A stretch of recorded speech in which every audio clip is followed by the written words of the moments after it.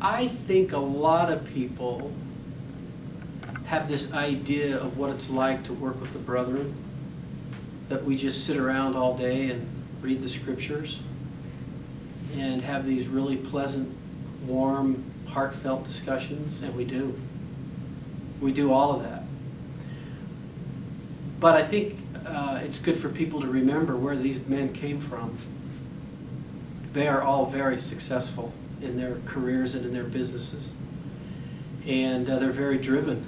They're driven by who they are, and they're driven by a higher power.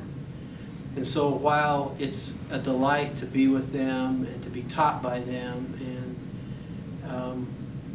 to feel of their goodness and their love, just know that working for the church is not one less different in terms of pace and demand than working for any other Fortune 500 company.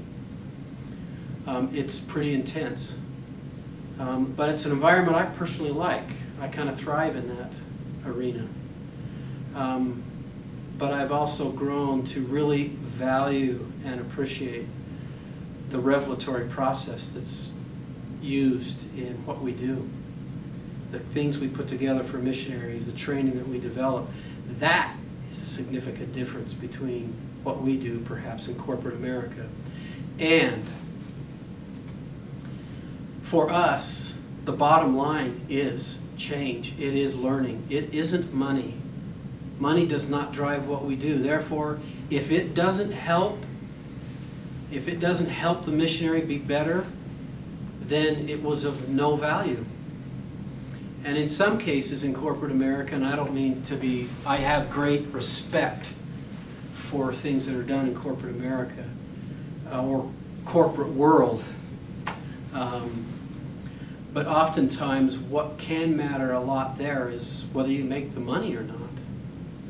And that does not drive us. It's got to help the missionary. If it doesn't, then it was a waste of sacred funds, sacred resources. I think of all the projects I've worked on over the years, which has been a lot, Preach My Gospel is always going to be one for me personally that's going to be the top of my list in terms of the significance that that had for me professionally. How did my experience in IP&T influence that? Well, if we had sufficient time to talk about how we went about the development and the evaluation of that, any IP&T student would see clearly that everything that I had learned about evaluation, about instructional design and development, all those key principles and research were all employed with that project in a very aggressive way.